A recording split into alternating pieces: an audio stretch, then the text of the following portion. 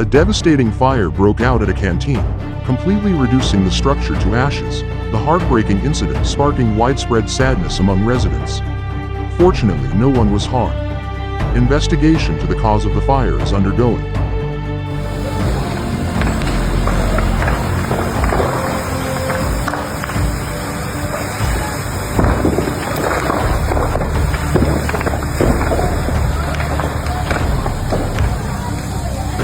Residents and personnel from the Bureau of Fire Protection joined forces to suppress a fire that erupted in Barangay Tambang, Tinambac, Camarines Sur. Local men working in unison, actively pumping water to douse the flames engulfing an affected house. This powerful display of community spirit, or Bayanihan, proved vital in helping authorities control the blaze and prevent further destruction.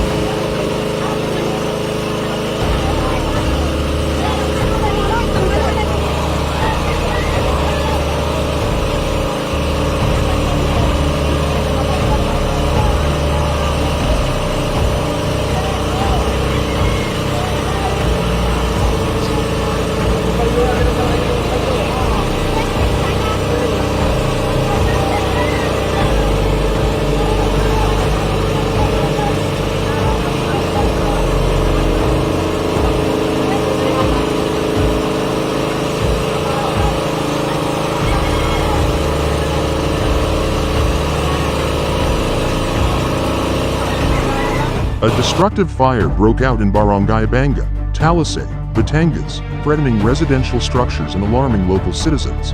Due to quick response of the firefighters, the fire was suppressed immediately and gone under control. No one is reported harmed. Habang host, dapat pinapapasiritan na rin isang areng bahay.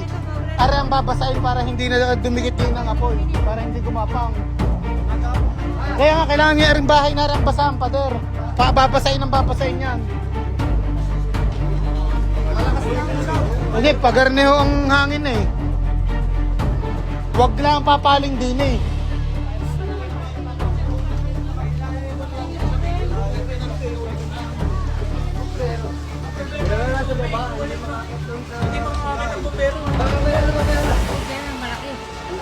Hindi naman talaga kami yan, malaki ang dalang kaki. Kari na yata ang bumbero?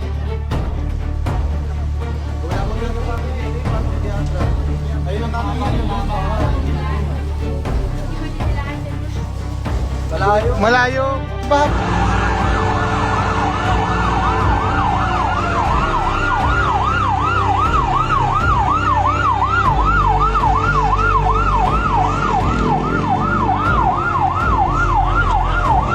Everyone was in rush as a destructive fire broke out in Tondo, Manila. The Bureau of Fire Protection and local volunteer groups immediately rushed to the scene as the blaze quickly spread through the closely packed neighborhood. It's such a relief no one was hurt, but the damage was greatly seen after the fire.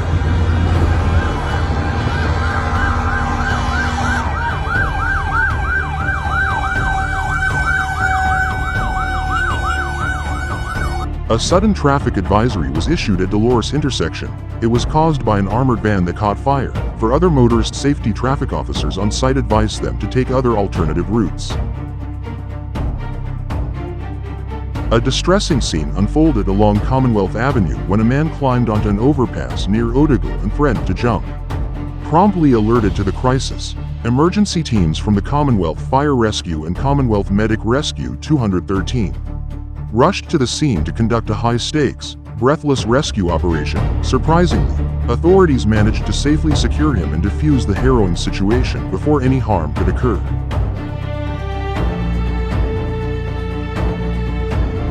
Unbelievable accident. A Bureau of Jail Management and Penology vehicle was involved in a road accident after colliding with a multicab. The cause of the crash is still under investigation. Emergency responders immediately rushed to the scene to provide medical assistance to those involved.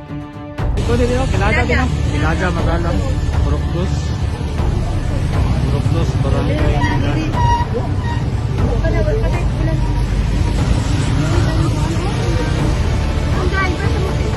Ikaw. Kaya ito sa baka nakuha.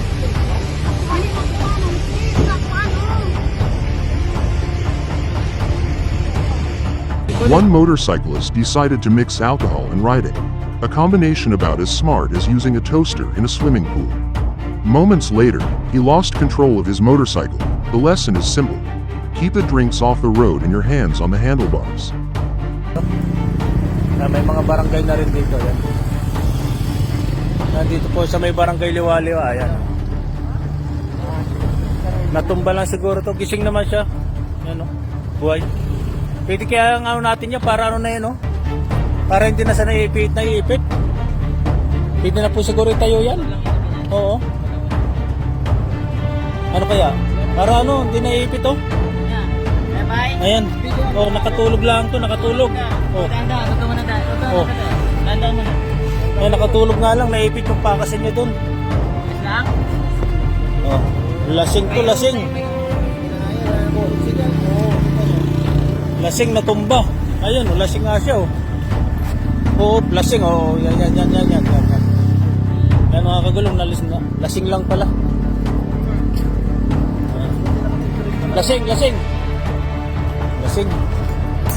Hindi po, kayo na pong bahala dyan. Sige po, salamat po. Sige po. Salamat. A fire at the corner of Batangas and Abad Santos streets in Tondo, Manila, put on an unwanted smoke show that nobody bought tickets for. Firefighters and volunteers rushed in fast to stop the flames from spreading through the neighborhood. Meanwhile, motorists were advised to avoid the area unless they enjoy collecting extra hours in traffic.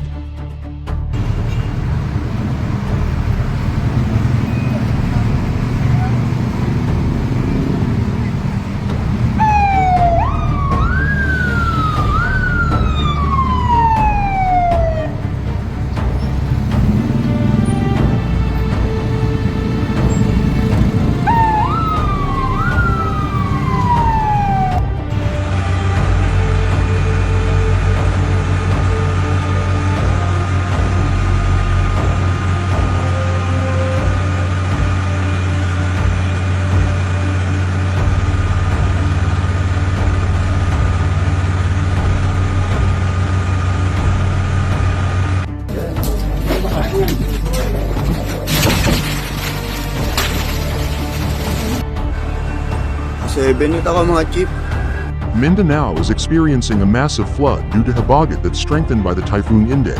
Many families are suggested to be rescued and evacuate to avoid bigger disaster.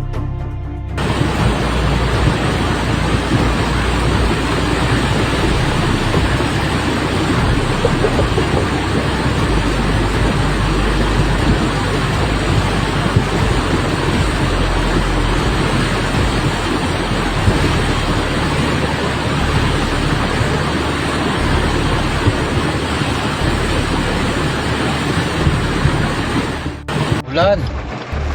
Astagfirullahaladzim. Ayan, lakas ng ulan. Ayan, habang sumuko matalakas po ng ulan, yan yung sabi. Lubog baha na. Ito na, matindi na talaga to. Wala nang inaatrasan tong pinsalan nito. So, nagpagkahirap po ng pasukin natin ngayon, mga bangsamoro.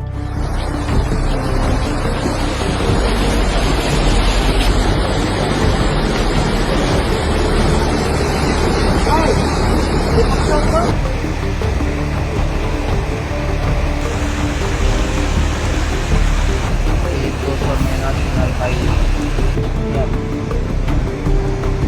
Ada, yan sa Camarines, Tondo, sumabat pa daan. BJMP ba ito? Magkasado mapag-ilip. Ano naman ito nangyayari, uy?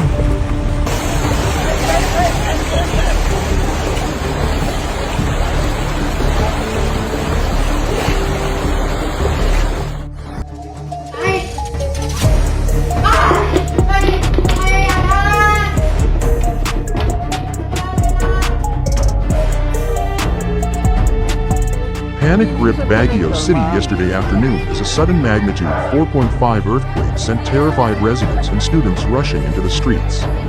The violent shaking forced immediate evacuations and brought the city to a breathless standstill. Thankfully, everyone breathed a collective sigh of relief as authorities reported no major casualties or severe structural damage.